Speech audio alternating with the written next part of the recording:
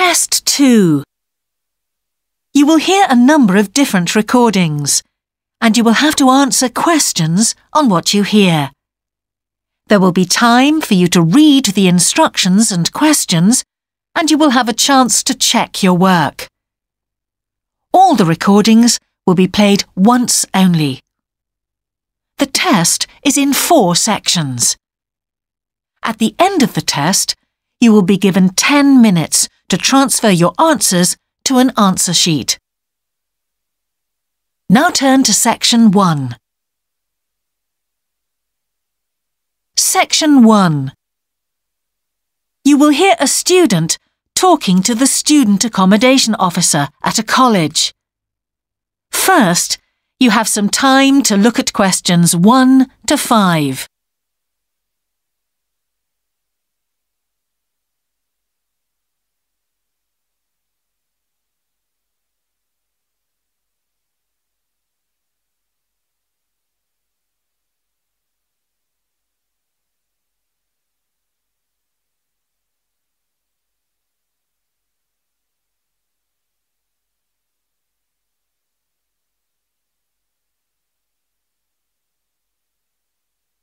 You will see that there is an example that has been done for you.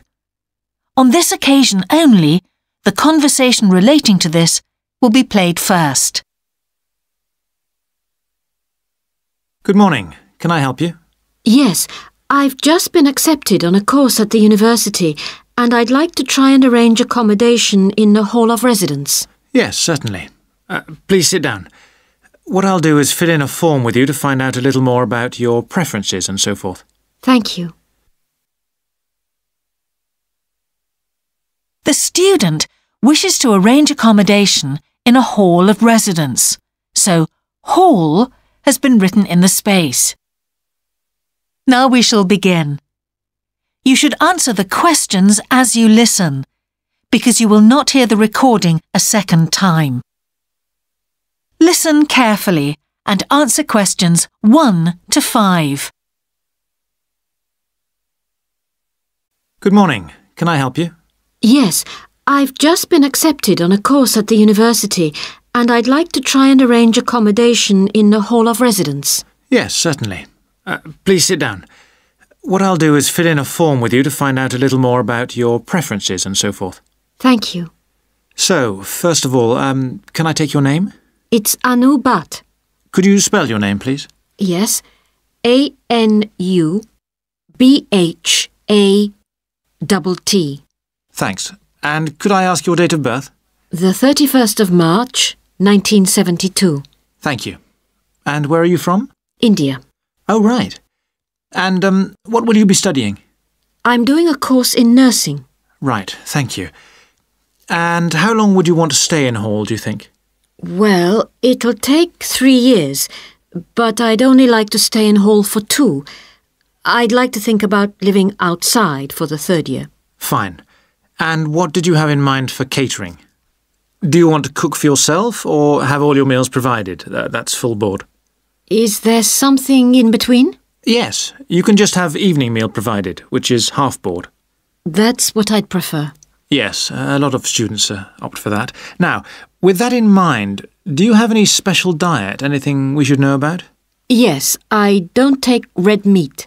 No red meat.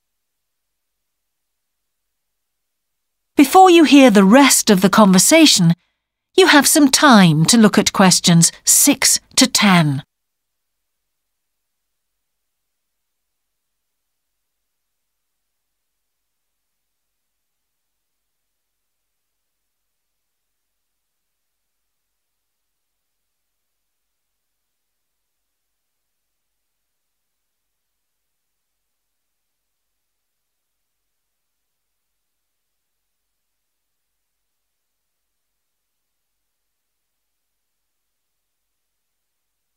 Now listen and answer questions 6 to 10. Now, thinking about the room itself, we have a number of options. You can have a single study bedroom or you can have a shared one. These are both what we call simple rooms.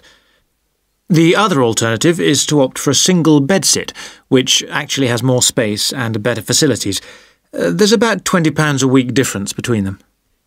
Well, actually my grant is quite generous and I think the bedsit sounds the best option. Lovely. I'll put you down for that and we'll see what availability is like. Now, can I ask some other personal details which we like to have on record? Yes, of course. I wonder if you could let us know what your interests are. This might help us get a closer match for placing you in a particular hall. Well, I love the theatre. Right. And I enjoy sports, particularly badminton. Ah, that's worth knowing. Now, what we finish with on the form is really a list from you of what your priorities are in choosing a hall, and we'll do our best to take these into account.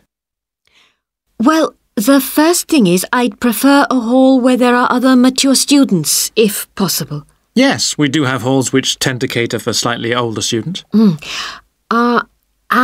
I'd prefer to be out of town. That's actually very good for you because we tend to have more vacancies in out-of-town halls. Lucky. Yes. Anything else? Well, I would like somewhere with a shared area, a TV room, for example, or something like that. It's a good way to socialise. It certainly is. That's it. Now, we just need a contact telephone number for you. Oh, sure, I'll just find it. It's 667549. Great. So we'll be in contact with you as soon as possible. That is the end of section 1. You now have half a minute to check your answers.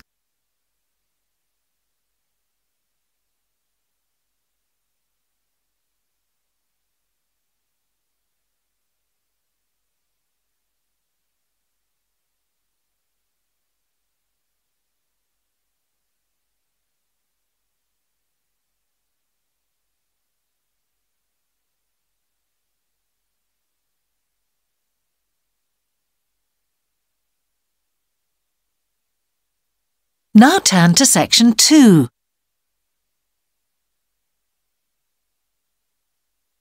Section 2. You will hear a man giving a talk to new members of a wildlife club in the south of England. First, you have some time to look at questions 11 to 13.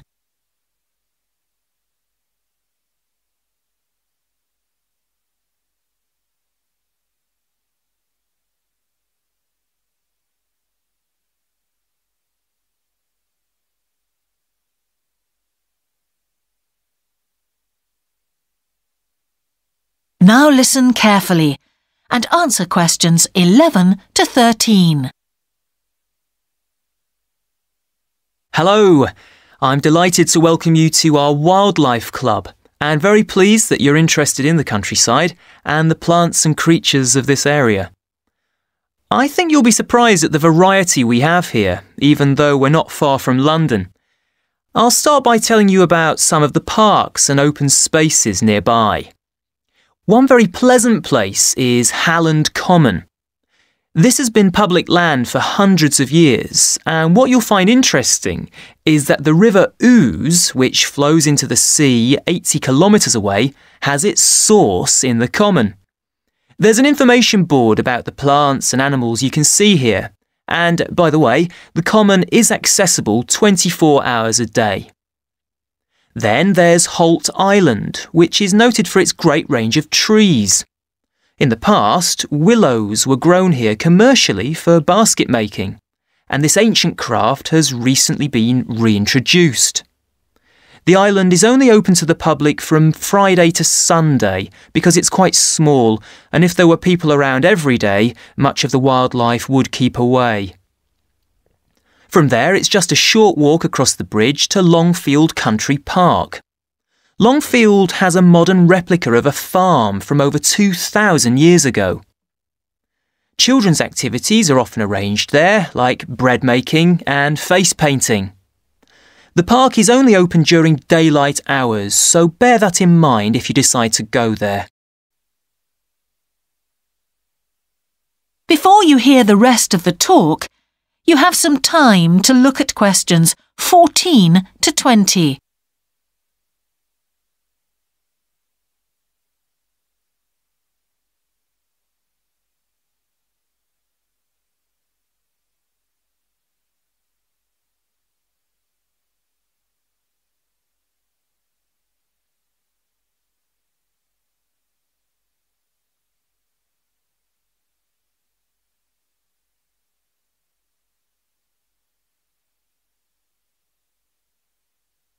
Now listen and answer questions 14 to 20. Longfield Park has a programme of activities throughout the year, and to give you a sample, this is what's happening in the next few days. On Monday, you can learn about herbs and how they've been used over the centuries. You'll start with a tour of our herb garden, practice the technique of using them as colour dyes for cloth, and listen to an illustrated talk about their use in cooking and medicine. Then on Wednesday, you can join local experts to discover the variety of insects and birds that appear in the evening. We keep to a small number of people in the group, so if you want to go, you'll need to phone the park ranger a few days ahead. There's a small charge which you should pay when you turn up. I'm sure you're all keen to help with the practical task of looking after the park, so on Saturday you can join a working party.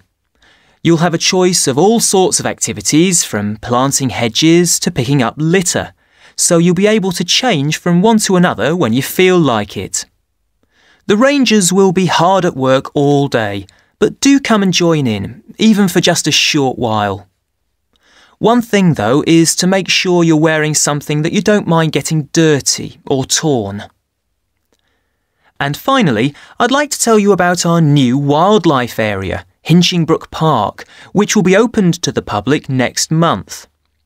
This slide doesn't really indicate how big it is, but anyway, you can see the 2 gates into the park and the main paths. As you can see, there's a lake in the northwest of the park with a bird hide to the west of it at the end of a path, so it'll be a nice, quiet place for watching the birds on the lake. Fairly close to where refreshments are available, there's a dog walking area in the southern part of the park, leading off from the path. And if you just want to sit and relax, you can go to the flower garden. That's the circular area on the map, surrounded by paths. And finally, there's a wooded area in the western section of the park, between 2 paths. OK, that's enough from me, so let's get on and have a look. That is the end of section 2. You now have half a minute to check your answers.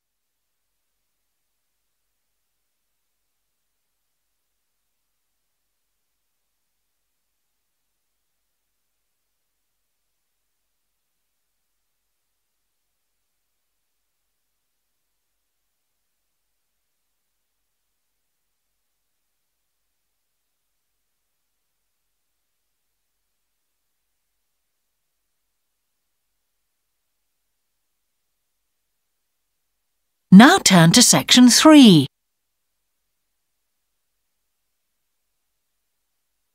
Section 3. You will hear the Director of Studies in an English Language Centre and a student representative talking about their Self-Access Centre. First, you have some time to look at questions 21 to 24.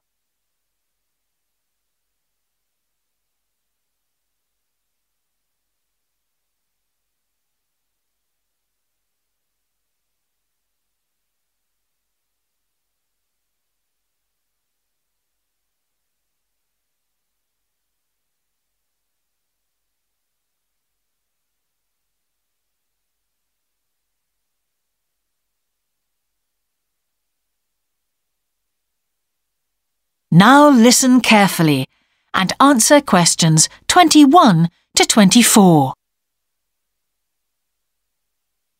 Hi, Ewan. As you know, I've asked you here today to discuss the future of our Self-Access Centre.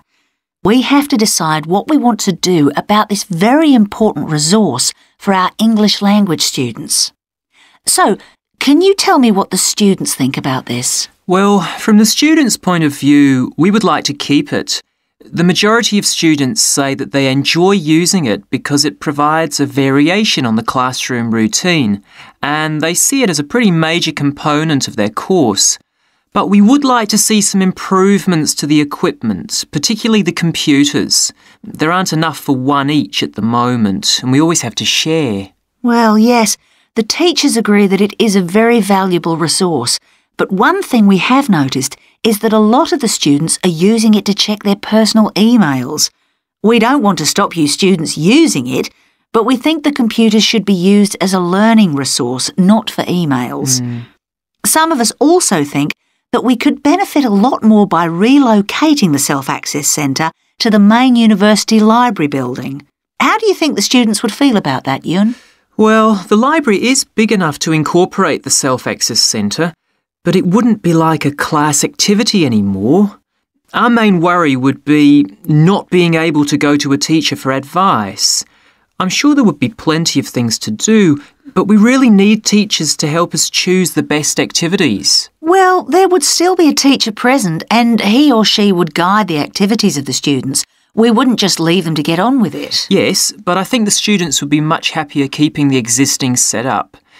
They really like going to the Self-Access Centre with their teacher and staying together as a group to do activities. If we could just improve the resources and facilities, I think it would be fine.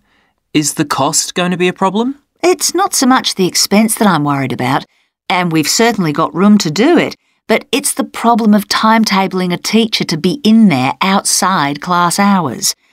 If we're going to spend a lot of money on equipment and resources, we really need to make sure that everything is looked after properly. Anyway, let's make some notes to see just what needs doing to improve the centre.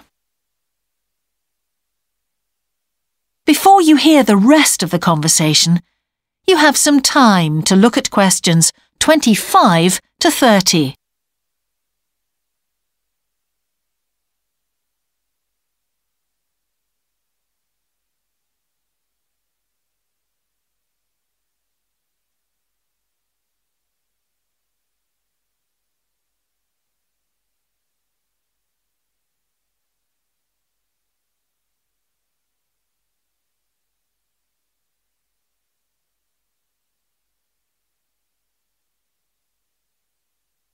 Now listen and answer questions 25 to 30.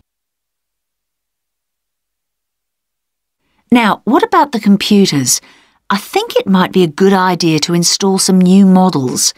They would take up a lot less room, and so that would increase the workspace for textbooks and so on. That would be great. It is a bit cramped in there at times. What about other resources?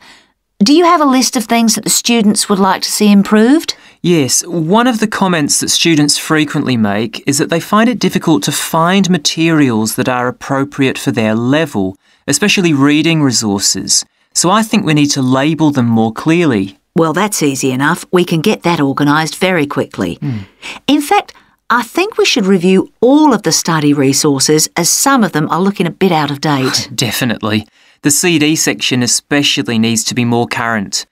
I think we should get some of the ones that go with our latest course books and also make multiple copies. Good. Now, I was also thinking about some different materials that we haven't got in there at all. What do you think of the idea of introducing some workbooks? If we break them up into separate pages and laminate them, they'd be a great resource.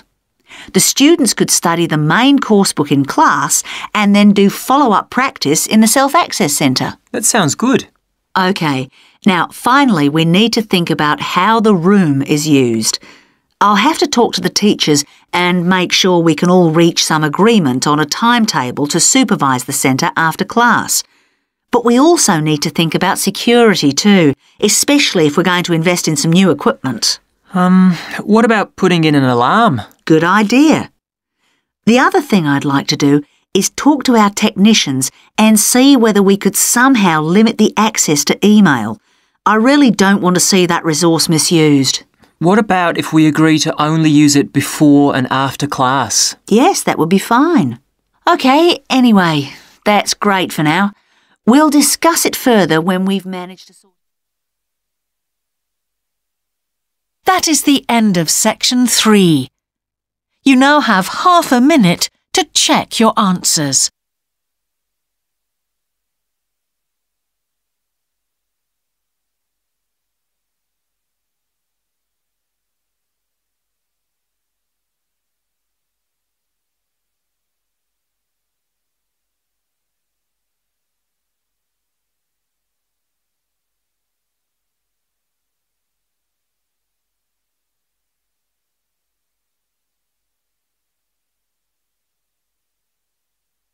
Now turn to Section 4.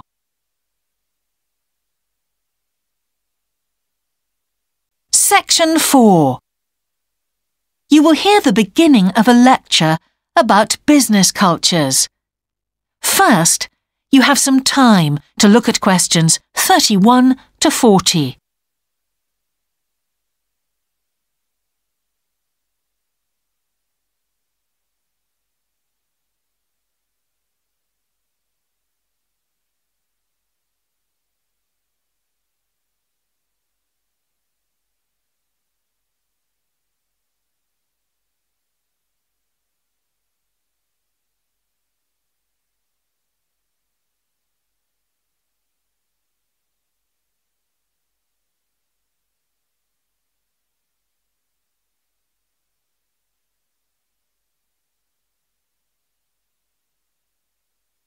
Now listen carefully and answer questions 31 to 40.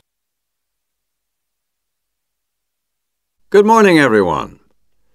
Now, whether you're going to university to study business or some other subject, many of you will eventually end up working for a company of some kind. Now, when you first start working somewhere, you will realize that the organization you've joined has certain characteristics. And we often refer to these social characteristics as the culture of the organization. This includes its unwritten ideas, beliefs, values, and things like that. One well-known writer has classified company cultures by identifying 4 major types. The first type is called the power culture, and it's usually found in small organizations. It's the type of culture that needs a central source of power to be effective. And because control is in the hands of just 1 or 2 people, there aren't many rules or procedures. Another characteristic is that communication usually takes the form of conversations rather than, say, formal meetings or written memos. Now, one of the benefits of this culture is that the organization has the ability to act quickly. So it responds well to threat or danger on the one hand, and opportunity on the other. But on the negative side, this type of organization doesn't always act effectively, because it depends too much on 1 or 2 people at the top. And when these people make poor decisions, there's no one else who can influence them. And the kind of person who does well in this type of business culture is one who is happy to take risks, and for whom job security is a low priority. The next type is known as role culture. That's R-O-L-E, not R-O-double-L, by the way. And this type is usually found in large companies, which have lots of different levels in them. These organizations usually have separate departments that specialize in things like finance or sales or maintenance or whatever. Each one is coordinated at the top by a small group of senior managers, and typically everyone's job is controlled by sets of rules and procedures. For example, there are specific job descriptions, rules for discipline, and so on. What are the benefits of this kind of culture? Well, firstly, because it's found in large organizations, its fixed costs, or overheads as they're known, are low in relation to its output or what it produces. In other words, it can achieve economies of scale. And secondly, it is particularly successful in business markets where technical expertise is important. On the other hand, this culture is often very slow to recognize the need for change, and even slower to react. What kind of person does this type of culture suit? Well, it suits employees who value security and who don't particularly want to have responsibility.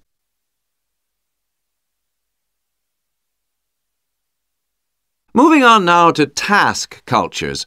This type is found in organizations that are project-oriented. You usually find it where the market for the company's product is extremely competitive, or where the products themselves have a short lifespan. Usually, top management delegates the projects, the people, and other resources, and once these have been allocated, little day-to-day control is exercised from the top, because this would seem like breaking the rules. Now, one of the major benefits of this culture is that it's flexible. But it does have some major disadvantages, too. For instance, it can't produce economies of scale or great depth of expertise. People who like working in groups or teams prefer this type of culture. And finally, the fourth category is called the person culture. This type is quite unusual. That is the end of section 4. You now have half a minute to check your answers.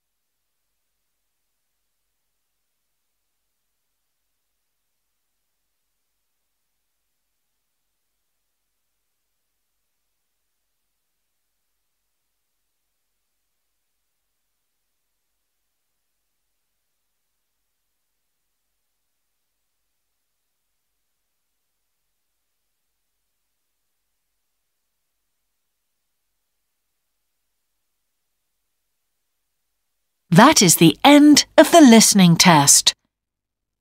In the Ielts test, you would now have 10 minutes to transfer your answers to the answer sheet.